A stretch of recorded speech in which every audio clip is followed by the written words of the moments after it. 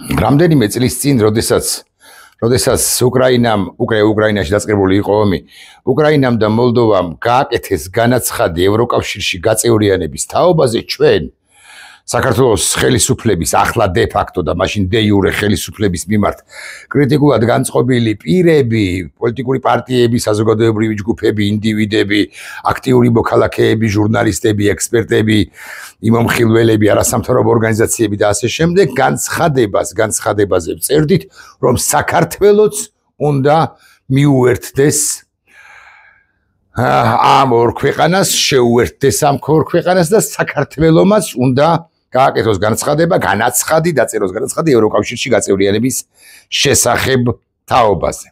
და იმ ხანად 2 წლის წინ ხდება ეს დაახლოებით 2.5 წლის წინ, იმ ხანად ირაკლი კობახიძემ ითხოვა სიტყვა. და ირაკლი კობახიძემ თქვა შემდეგი რამ: უნდა ვიფიქროთ. ესე მარტივი საქმე არ არისო. შეიძლება კონტრპროდუქტიული იყოს განაცხადის გაკეთება ევროკავშირში გაწევრიანების თაობაზე ახლაო. ამიტომო ესე ნუ გვაჩქარებთო, არა, ნუ გვაჩქარებთო ესე არ თქვავს. მოკლედ ჩვენ ვიფიქრებთო და გადავწყვეტთო. არ არის ეს საჩქარო გადადება, გადავადება, გადაგორება მოინდომა რუსეთის ჰიბრიდულმა იარაღმა მოშვერილმა საქართველოს წინააღმდეგ პატომსტვენნი კგბ-შნიკმა, ანუ მემკვიდრეობით კგბ-შნიკმა ირაკლი კობახიძემ ამ საკითხის გადავადება მოინდომა. ჩვენ ისე მივაწექით, რომ გამოხდა ხანი, არ მახსოვს რამდენი დღე, ერთი კვირა არც კი და საქართველოს დე იურე მაშინ და ახლა დე ფაქტო ხელისუფლება, მოკლედ ქართული ოცნების რუსულმა ხელისუფლებამ მაშინაც რუსული იყო, აბა რა იყო, განაცხადი ევროკავშირში გაწევრიანების თაობაზე გააკეთა. ეს ის პერიოდია უკვე ჩვენ როცა ასოცირების ხელშეკრულება გვაქვს, ვიზო რეჟიმი გვაქვს, გადა არა გვაქვს და ასე შემდეგ, მაგრამ აი უკრაინაში ომი დაწყებულია, მოლდოვა ჩაება უკრაინას, მოლდოვა ძალიან ადეკვატურია, შეძლების დაგვარად ადეკვატურია, იმიტომ რომ იქაც საკმაოდ სერიოზულად მუშაობს რუსული ლობი და რუსული საინფორმაციო პროპაგანდისტური მანქანა და იქაც მოლდოვაც რასაკვირველია ჰიბრიდული იერიშების მოგერიებაშია. მაგრამ ეს ის პერიოდია, როდესაც უკრაინაში დაწყებულია ომი და ჩვენ როგორღაც აი ეს პატარა რაუნდუკა მოუგეთ ამ ბანდიტ ხელისუფლებას. უკრაინა წინ მიიწევს, უკრაინას ხან უჭირს, ხან არა, მაგრამ ევროკავშირთან ინტეგრაციის თვალსაზრისით წინ მიიწევს უკრაინას და მოლდოვას და იცით თქვენ რომ გარკვეული პერიოდის შემდეგ უკრაინა და მოლდოვა ხსნიან მოლაპარაკებათა თავებს ევროკავშირთან, მაგრამ ეს ხდება მერე.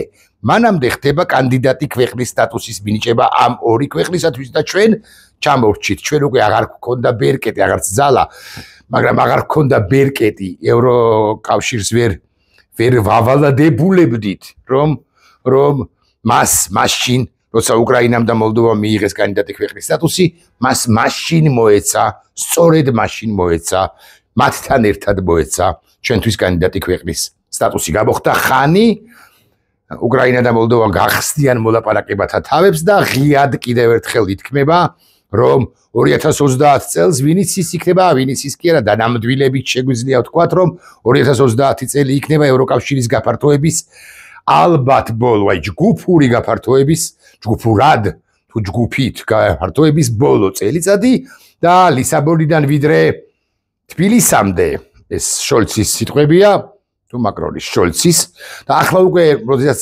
სომხეთი ადეკვატური ხდება, მე მგონია რომ ლისაბონიდან ვიდრე ერევნამდე უნდა გადაიჭიმოს ევროკავშირის სივრცე, ჩემი სურვილით ამ სივრცეში ლისაბონიდან ვიდრე ერევნამდე უნდა მოექცეს ანკარაც, ანუ თურქეთიც, მაგრამ ახლა ამ კუთხით არ განვიხილავ საკითხს და სხვა საკითხზე ვამახვილებ, სხვა რაკურსით ვამახვილებ ამ საკითხზე ყურადღებას. მოკლედ 2030 წელი მაინც ბოლო გაფართოების წლად არის მიჩნეული და ნახტომებით მიუხედავად ომისა, ნახტომებით მიდის წინ. უკრაინა მიუხედავად არა მხოლოდ ომისა, არამედ უშუალოდ უკრაინაში, საკუთრივ უკრაინაში არსებული საკმაოდ ბევრი პრობლემისა უნდა ვაღიაროთ, ეს ღიად უნდა ვთქვათ, მაგრამ მთელი მსოფლიო შეთანხმებულია, რომ ადეკვატური ქვეყანა, რომელიც აჩერებს საკუთარ სივრცეში საკუთარ ქვეყანაში აღჩერებს რუსეთს და იმ რუსეთს რომელიც გავეშებული არის და მე კიდევ უფრო მეტად გავეშებული იქნება და ვინც ის იქნება თავს დაესხას პოლონეთს, ლიეტვას, ლატვიას, ესტონეთს, ფინეთს, ღმერთმა უწყის რომელ ქვეყანას აღმოსავლეთ ევროპაში კიდევ ვარშავის ხელშეკრულებით გაერთიანებული ქვეყნები რო იყვნენ, როდის ხო, უკრაინა აჩერებს მათ და ესეც არის დამატებითი საფუძველი ევროპელთათვის, რომ სწორედ უკრაინა და მასთან ჩაბმული ამავდროულად მოლდოვის, ამავდროულად რუმინეთის პატრონობით, პატრონაჟით არსებული ქვეყანა მოლდოვა შეიყვანონ 2030 წელს ევროკავშირის სივრცეში. ამ ხნის განმავლობაში ეს ბანდა ხელისუფლება რასაკვირველია ყალბად, მაგრამ მაინც გვიმტკიცებს, მაინც გვეუბნება, მაინც ჯიუტად ყოველ შემთხვევაში საჯაროდ ამბობს ამას, რომ როგორ გეკადრებათ, კაცო, რას ბრძანებთ. ჩვენც გვინდა ევროკავშირში. არა, კი, რამდენიმე დღით დავაგვიანეთ ევროკავშირში გაწევრიანების განაცხადის გაკეთება, მაგრამ საქართველოს როგორ არ უნდა ხალხო, ევროკავშირში ამას კითხვა, ამას ამბობს უკანასკნელი, არა, პირველი სალახანიდან დაწყებული, უკანასკნელი სალახანით დამთავრებული. ღარიბაშვილით დაწყებული ქართული ოცნების ნებისმიერი სალახანა ჩინოვნიკით დასრულებული. ოღონდ ეს ყველა ხვდებით რომ არის ტყუილი, მამალი ტყუილიო, ასე რომ ამბობენ.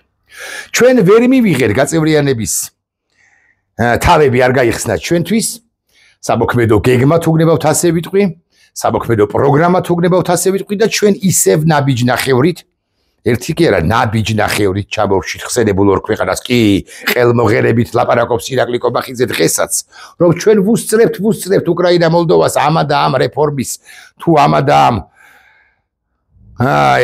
ევროკავშირის ამა და ამ მოთხოვნების შესრულებაშიო, მაგრამ ესეც საბოლოო ჯამში ტყუილია, ჩვენ ვერ ვუსწრებთ, შესაძლოა ვუსწრებთ რაღაც სამი თავი, უკეთესად გვაქვს შესრულებული ასოცირების ხელშეკრულების და 7 ან 17, მაგრამ ვერ ვუსწრებთ ჩვენი ფილოსოფიით და სულისკვეთებით, სპირიტით.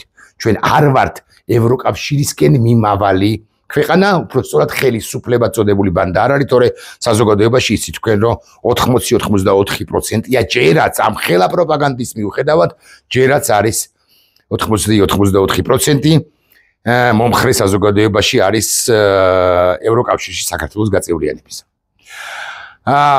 ესენი ნელ-ნელა ამოხრუჭებენ და ამოხრუჭებენ. გება 26 ოქტომბერი, 26 ოქტომბრამდე რაც კი კამპანია ჩაატარა საშინელი და ანტისახელმწიფოებრივი ქართულმა ოცნებამ მას ამ 26 ოქტომბრამდე კამპანიაში არც ერთი წამითაც კი არ უთქვამს, არც ერთხელ არ უთქვამს, რომ ხო ბევრი საშინელება ილაპარაკა, კონსტიტუციას შევცვლით, პარტიებს გავაუქმებთ, ომს დავაბრალებთ და ომი დაიწყო საქართველოსო, ამას იტყვის, არა საქართველოს კი არა მიშა სააკაშვილმა, მე უსაბუთებს რაღაც იმას, რომ მიშა სააკაშვილი საქართველოს წარმოადგენს, ამ მნიშვნელობა აქვს 1000 სიგიჟე ილაპარაკა ბიძინა სალახანამაც და უკანასკნელმა კოცმა სალახანამაც, მაგრამ ევროკავშირში გაწევრიანებას შევაჩერებთო, არც ერთ მათგანს არ უთქვამს 28 ნოემბრამდე.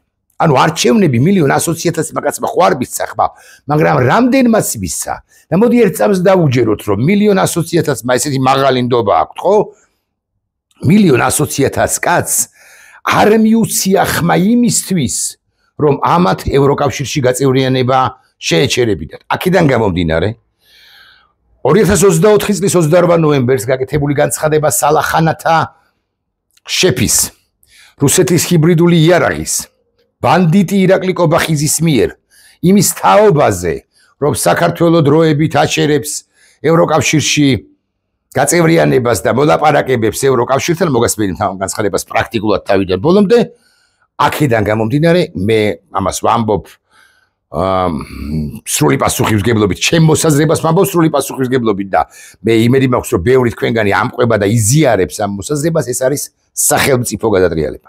და არა მხოლოდ აქედან გამომდინარე, არამედ იმიტომაც, რომ ეს განცხადება არის დარღვევა, ამ განცხადებით ქართული ოცნება საქართველოს დე-ფაქტო ხელისუფლება არღვევს კონსტიტუციის 78 მოხს, რომლის თანახმადაც უკლებლივ ყველა სახელმწიფო უწყება ვალდებულია ყველაფერი გააკეთოს იმისთვის, რომ საქართველოს გახდეს ევროსივრცის და ევროატლანტიკური სივრცის ნაწილი, მათ შორის ვალდებულია ამ თუ იმ სახელმწიფო სტრუქტურის, მათ შორის პარლამენტი და სხვა სტრუქტურები, აღმასრულებელი ხელისუფლება და ასე შემდეგ და ასე შემდეგ. დარღვეულია კონსტიტუცია, შესაბამისად ისინი არიან ხუნტა, ეს ბანდა არის ხუნტაც, ყველაფერთან ერთად გადამტრიალებელი როგორც 26 ოქტომბერს, ისე 28 ნოემბერს. ახლა მოусმინოთ ირაკლი გობახიძეს და მე მივიდეთ ერთ საინტერესო 28 ნოემბერია. უკრაინასა და მოლდოვაზე გვიან დაიწყო მოლაპარაკებები ასოცირების შეთანხმების ხელმოწერას. ჯერ გვიყვება ისტორიას, რომ როგორც მოგეხსენებათ საქართველოს უკრაინასთან და მოლდოვასთან ერთად დაიწყო ეს არის 2010-იანი წლების დასაწყისი ასოცირების ხელშეკრულებასთან დაკავშირებითო, მაგრამ ასევე DCFTA-ის ეხება. და uvizorishis. სამივე შემთხვევაში წარმატება სამფრობლემზე ადრე ან ამ ქვეყნების თანადროულად მიაღწია. იმასაც არ ვკავათებთ. რომ მონტენეგრომ და სერბეთმა შესაბამისად 2012 და 2013 გადასწდა და შეგნებულად მონტენეგროს და სერბეთს. მან იცის, რომ 30 წელს შეიძლება ყველა, ანუ მოლდოვა, უკრაინა, მონტენეგრო და სერბეთი 4-ვე ქვეყანა შევიდეს და სომხეთიც მიყვეს. ამასთან ამ 4-ეულს და 5-ეული იყოს და საქართველოს უნდა მიხოლოდა, ანუ უნდა ყოფილიყო 6-ეული უკვე დღეის მდგომარეობით, მაგრამ შეგნებულად ახსენებს ახლა მონტენეგროს და სერბეთს. მან იცის, რომ ამ ორ ქვეყანას ბალკანეთისა აქვს პრობლემები და უნდა რომ ჩამოაქვეითოს სხვა ლიგაში ჩასვას საქართველოს და არ იყოს საქართველოს აღმოსავლეთ პარტნიორობის სამეული იყო იცით თქვენ მოლდოვა, საქართველოს, უკრაინა, საქართველოს, მოლდოვა, უკრაინა ამ დაწინაურებულ ქვეყნებს შორის. ამას აკეთებს შეგნებულად ხაზგასმით ვამბობ, ეს რუსული მესიჯია. ყველა დეტალი უნდა გაუშიფრო და ცხვირში უნდა აატყეპო ამ რუსულ ცხვირში ირაკლი გობახიძეს განვაგრძოთ. თუმცა ამას მათი ევროინტეგრაცია უდნავადაც არ დაუჩქარებია. თურქეთს კი ევროკავშირმა 2005 წელს გახსნილი მოლაპარაკებები 2016 წელს საერთოდაც შეუწყვიტა. რატომ შეუწყვიტა თურქეთს 2005 წელს, სწორია, გახსნილი მოლაპარაკებები ევროკავშირმა 16 წელს. რატომ იმიტომ რომ თურქეთში იყო ის პრობლემები ადამიანის უფლებათა დარღვევისა და დემოკრატიის განვითარების კუთხით, სახელმწიფო მმართველობის კუთხითაც მათ შორის და არჩევნების კუთხითაც მათ შორის, რომელსაც ევროკავშირი არ ელოდა. თუმცა ახლა ომის კვალდაკვალ, უკრაინის ომის კვალდაკვალ განსაკუთრებით სამხედრო მიმართულებით, მაგრამ მათ შორის ინტეგრაციის მიმართულებითაც თურქეთსა და ევროკავშირს შორის საკმაოდ აჩქარებულია ინტეგრაციული პროცესები.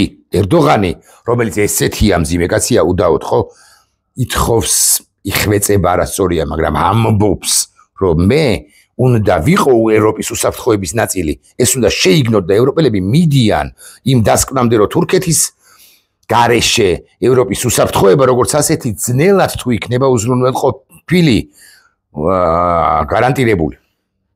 ტექნიკური თვალსაზრისით მოლაპარაკებების გახსნიდან ევროკავშირში გაწევრიანებამდე მხოლოდ წელიწად ნახევარი 2 წელიწადი არის. ვერ გავიგე. თუ წელიწად ნახევარი 2 წელიწადი არის ევროკავშირში მოლაპარაკებების გახსნიდან ვიდრე წევრობამდე, თურქეთი 2005 წელს რო გაუხსნეს საკუთარ თავს სხვა წინააღმდეგება, ეს ჰიბრიდული იარაღი რუსეთისა საქართველოს წინააღმდეგ მოშველი 2005 წელს თუ გაუხსნეს, მაშინ 2007-8-ში უნდა დაესრულებინა თურქეთს, მაგრამ 2025 წელია ახლა. ხო, ესე იგი ის რაც თქვა 20 წამით ადრე, ეხლა თავადვე უარყო. ასე არ გამოდის? საჭირო 2030 წლამდე კი ევროკავშირის აღმოსავლეთის გაფართოება არავის აქვს აგებული. კი ბატონო. აქედან ჩანს, რომ რამდენად ხელოვნური და შესაბამისად უკიდურესად შეურაცხყოფილია ეს შანტაჟი, რომელსაც ევროპელი პოლიტიკოსებისა და ბიუროკრატების ნაწილი. ვერ გავიგე, ეს ევროპელი პოლიტიკოსები და ბიუროკრატები თუ აშანტაჟებენ, მაშინ რაღაც მივეტენებ გაცრავად. რაღაც მივდივართ. და ამის აზრით რაღაც მივეტენებით ჩვენ ევროკავშირისაკენ. ეხლა 4 წუთნახევრი, 4 წუთი და 4 წამი გრძელდება ეს ვიდეო და ყველაფერს არ გაჩვენებთ, გადავახვევ, აი თქვენ თვალწინ, არ ვიცი სად მოვხვდი.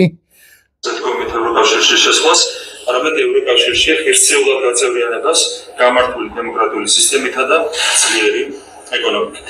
ჩვენ განვაგრძობთ სვლას ევროკავშირისკენ, თუმცა არავის მიცემს საშუალებას ოდიში დაგდოუნ მუდმივი შანტაჟისა და მანიპულაციის. ანუ აშანტაჟებს ევროკავშირი, ესენი ამბობენ უარს 28 ნოემბერია გასული წლისა ევროკავშირში გაწევრიანებაზე, ანუ არის შედგება სახელმწიფო გადატრიალება, ხუნტად ფორმდება ქართული ოცნება საბოლოოდ.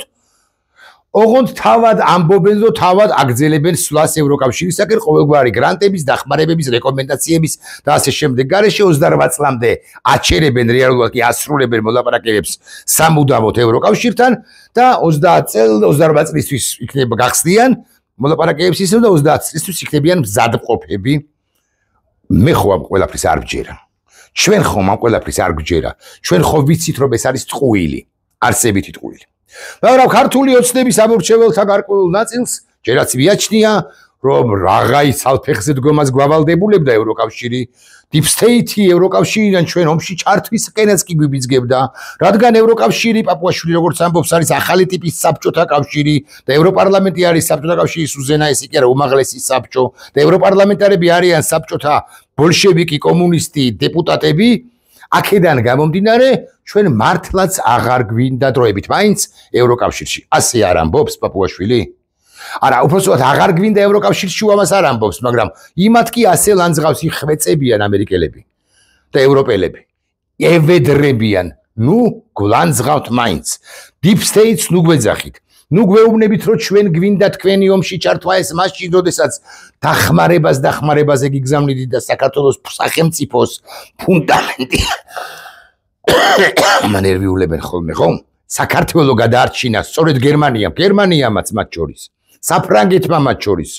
ამერიკის შეერთებულ შტატებზე აღარაფერს აღარ ვლაპარაკობ და ასე შემდეგ და ნუ გლანძღავთ. ეს დედა ატირებული, ამას ეუბნებიან. ესენი მაინც ლანძღავენ. ორკაპა არა. ხო, ორკაპა. ენა აქვთ და წაგრძელებული აქვთ ენა და ლანძღავენ. კარგით. ამორჩევლის ნაწილს ქართული ოცნებისა 22.3% ეს ყველაფერი მოსწონს, არა მეც მოსწონს. ქართული ოცნების ამორჩეველთა 59% ნახევარი იჯერებს იმას, რომ Deep State-ია. თუ ავიღებთ საფუძვლად, რომ 1.100.000 ხმა მისცა ამორჩეველობა მისცა ხმა ქართულ ოცნებას, გამოდის, რომ 540.000, 560.000 მოქალაქე 1.100.000-დან იჯერებს, რომ Deep State-ია. კატასტროფული ვითარებაა მეგობრებო, ხო? ამორჩეველში ქართული ოცნებისა. მაგრამ მეორე მხრივ ეს ამორჩეველი გეტყვის, რომ არა, მე ევროკავშირში მინდაო, კვლევები ამას ადასტურებს. ეხლა ისმის კითხვა, ყავთ თუ არა ამათ პარტნიორები ევროკავშირში, როგორ გონიათ? აი, ყავდათ სოციალ-დემოკრატები. სოციალ-დემოკრატებმა აქეთ დაადეს. თავისუფალ დემოკრატებს ემუშავებოდნენ თუ რა არ მახსოვს, მაგრამ ამ კოალიცია როცა იყო მისი პარტიი, მისი ცალკეული პარტიები, კოალიციის რესპუბლიკელები და თავისუფალ დემოკრატები ემუშავებოდნენ თავისუფალ დემოკრატებს. წვანეებთან დალაგებული ჰქონდათ, არ ვიცი, ქრისტიან დემოკრატ, ბევრი ფრაქცია ევროპარლამენტში, ხო, არიან და არიან.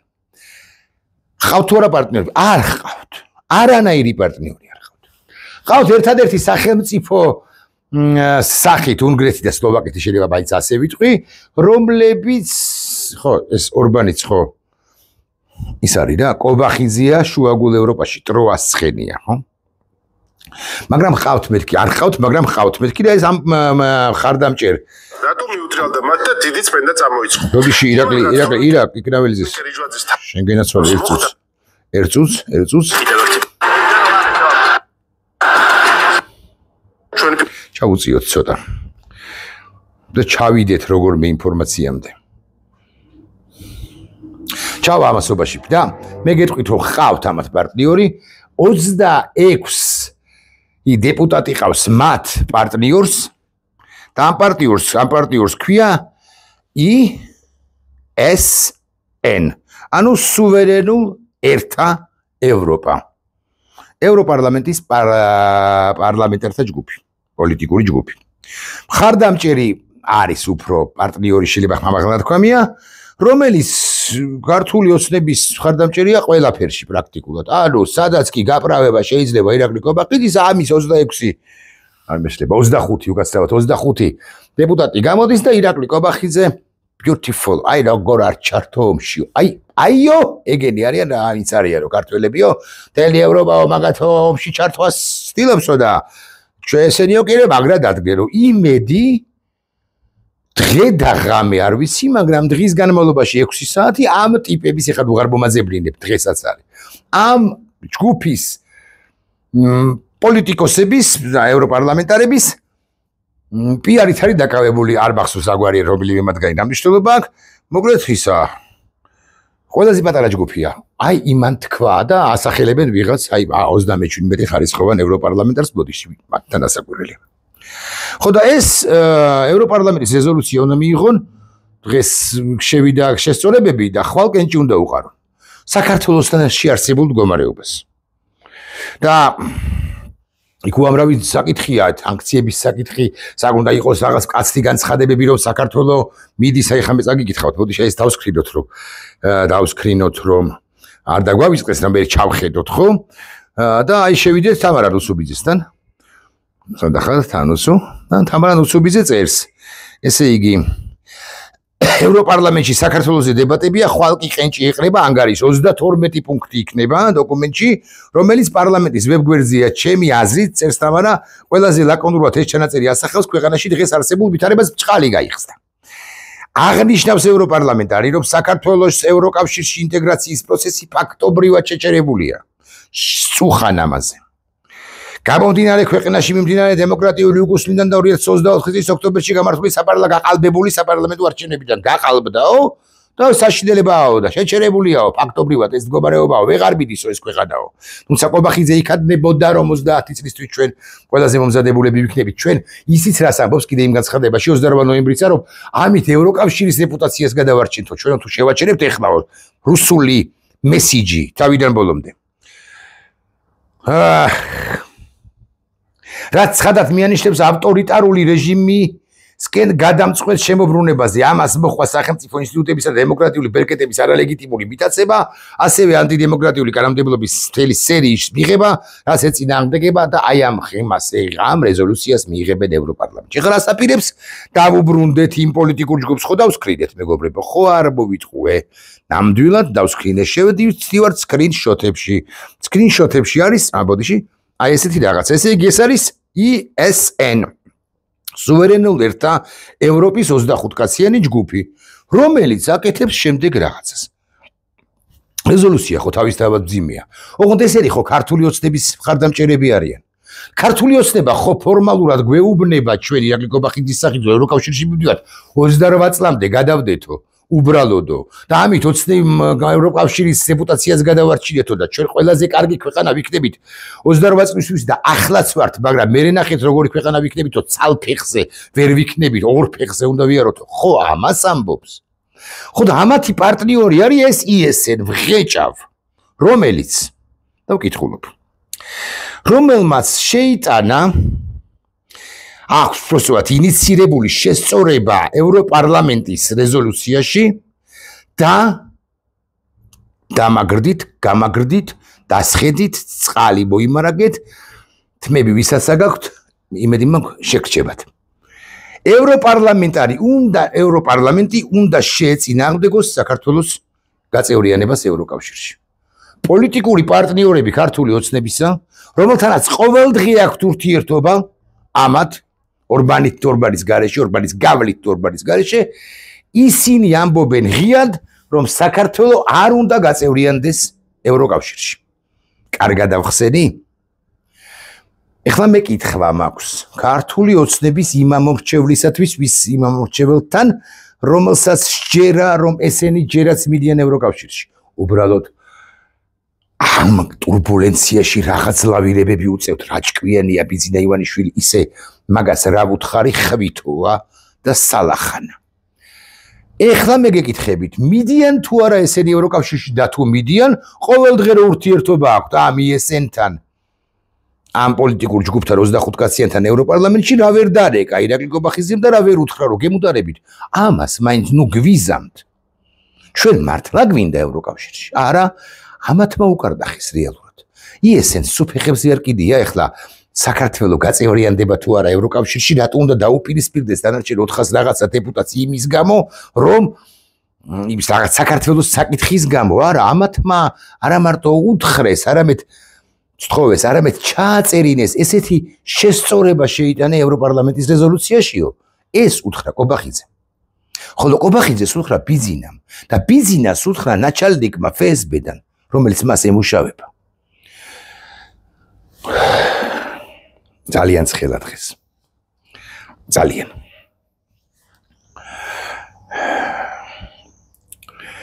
კითხვა მაქვს. ბიძინა ივანიშვილს უნდა თუ არა, უნდა თუ არა ევროკავშირი, არ უნდა. ბიძინა ივანიშვილს უნდა რუსეთი. მას უნდა რომ გააკეთოს რუსეთი. ქვეყანა უნდა იყოს აღებმიცემობის დუნდულმიცემობის, ელარჯის წელვის, ღვინის დასხმის, ტაშის, ფანდურის, ქალაქური სიმღერების მათთვის მღერის, ცეკვა თამაშის და მათი მომსახურების ქვეყანა. ის რაც ხდება ახლა ერთგვარი მოდელით ბათუმში ან მთლიან ტაჭარის რეგიონში ან სხვაგანაც, მაგრამ აქ კონცენტრირებულად ის უნდა მთელი საქართველოსგან. ჩახუტებული გადაბსკვდილი ფულს რო ხარჯავს იმ რუსთან. ქართველთა გრუზინთა ნაწილსაც ეს უნდა ნაშები რო დადიან აღმა დაღმა თვალს რო გააყოლებენ ხოლმე. აუ რა კარგი რა მაგარი გოგოები ყავთ რუსებს. აბა ისინი ჯობია ბრად არაბები, აი ესეთი ბაზრები რომ ის არ ვიცით, უბნიდან უბნამდე, გზაჯვარედინიდან გზაჯვარედინამდე, ვაკიდან სოღალუღამდე. აი ამგვარ ქვეყანას აკეთებს ბიზნე ივანიშვილი ევროკავშირს ჩვენ ვცილდებით ისედაც და ასედაც ობიექტურად და დამატებით ბიზნე ივანიშვილი ყველაფერს აკეთებს იმისთვის რომ უვიზოთ წაგვართმან და მერე დააბრალოს ევროკავშირს აი ჩვენო მივდიოდითო და წაგვართვესო აზიმუტის და აზიმუტლების ქვეყანაა ეს აი ეს არის სიმართლე ეხლა თუ ვინმეს გონია რომ მე ბილწის სიტყვა წარმოვთქვი, არ გეგონოს რომ ბილწის სიტყვა წარმოვთქვი. აზიმუტით ვინც დაფრინავს ის აზიმუტის მომხრევიც არის, ის აზიმუტელია, ხო? ხო არ მეშლება. არა, ბილწის სიტყვა მართლა არ წარმოვით გქონს. თუმცა არ ვიცი, რას იზავს ეს პლატფორმა.